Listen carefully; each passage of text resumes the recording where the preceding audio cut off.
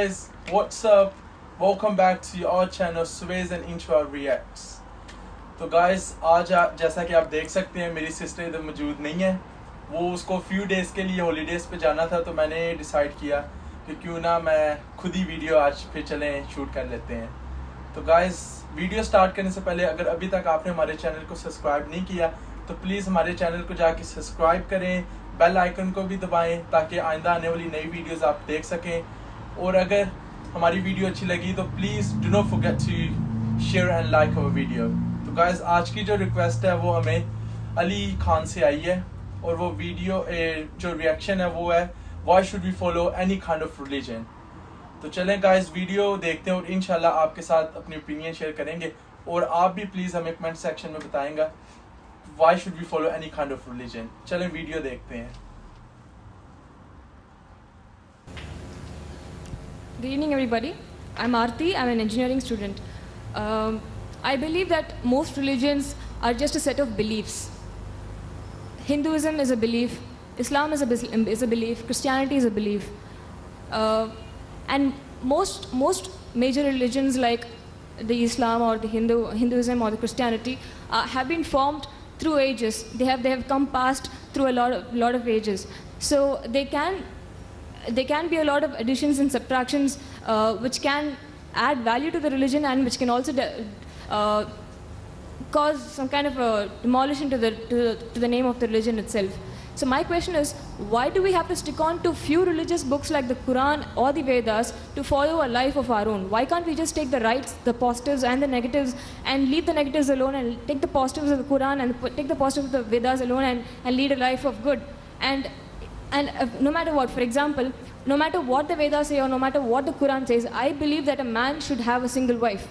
And I would definitely not agree upon the fact that the Vedas contain something like that or the Quran contains something like that. It is up to my conscience to leave off the negatives of however great a religious book might be and take the positives of the book alone. And why are we here to even discuss about why are we here to even discuss about the differences and similarities between the two great religions? Why can't we just take the positives of both religions and just lead a life of our own?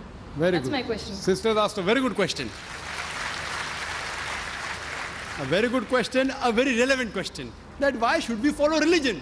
Why Hinduism, why Islam, why Christianity? Why not follow the good things of all? And that's it. Finish. Who will decide what is good, what is bad?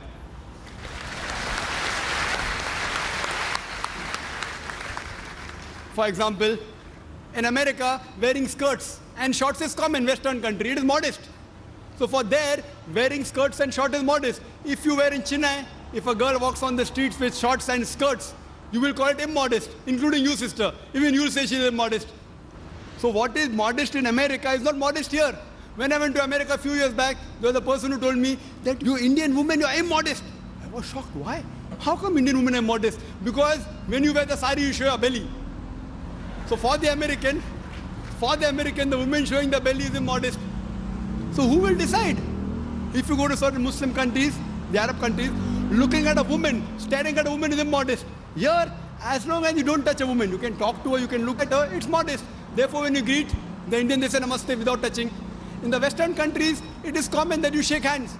So shaking hands between a lady and a man is modesty. As long as you shake hand and don't touch any other part of the body, in some Western countries it is modest.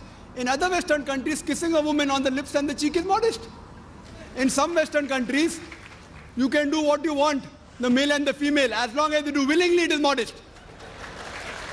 Who will decide? Who will decide? Who will decide? If you go to America, there are nude beaches.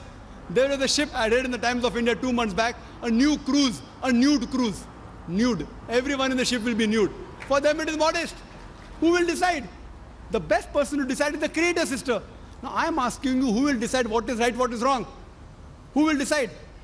And if you say that select the best, I am with you. I agree with you, sister. Select the best of all the religions. So that's what I have done. I have selected the best from the Vedas.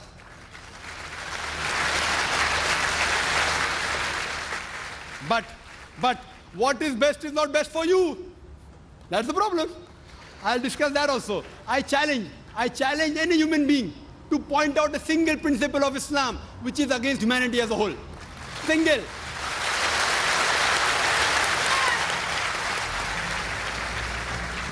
I challenge, I say, I'm not speaking on behalf of the other Muslims.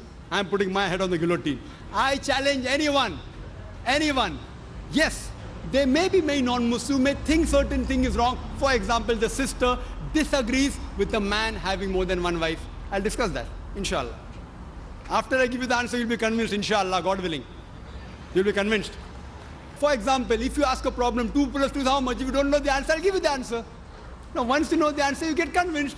So what do you have to discuss, sister? The things which you don't agree, you can come on the microphone and tell me, I am just a student. I'll try my level best with Allah's help to try and reply.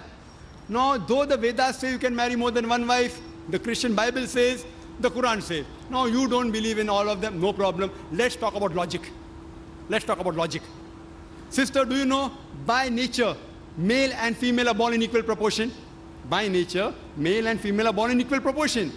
But if you ask any pediatrician, a doctor of the children, he will tell you that the female child can fight the germs and diseases better than the male child. So in the pediatric age itself, there are more male children dying as compared to female children. So in pediatric age itself, there are more females than the males.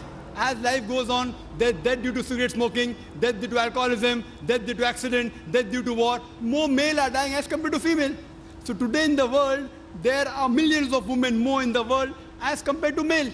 Only in some countries, third world countries like India, the female population is less than the male population. You know why? Because of female infanticide. According to a BBC report, according to Emily Buchanan on the program Let Her Die, the topic was assignment. Every day, more than 3,000 fetuses are being aborted in India after they identified that they're females. That means more than 1 million fetuses are being aborted in India every year after they identified they're females. If you stop this evil practice, and according to Tamil Nadu Government Hospital report, this state of yours, that report says out of 10 female born alive, 4 are put to death. Do you say it is right? It is wrong. If you stop this evil practice, even in India, the female population will become more than the male population. In America alone, there are 7.8 million females more than male. In UK alone, there are 4 million female more than male. In Germany alone, there are 5 million female more than male. In Russia alone, there are 9 million female more than male. God alone knows how many millions of females are more than males in the world. Suppose, sister, hypothetical question. Suppose my sister happens to live in America.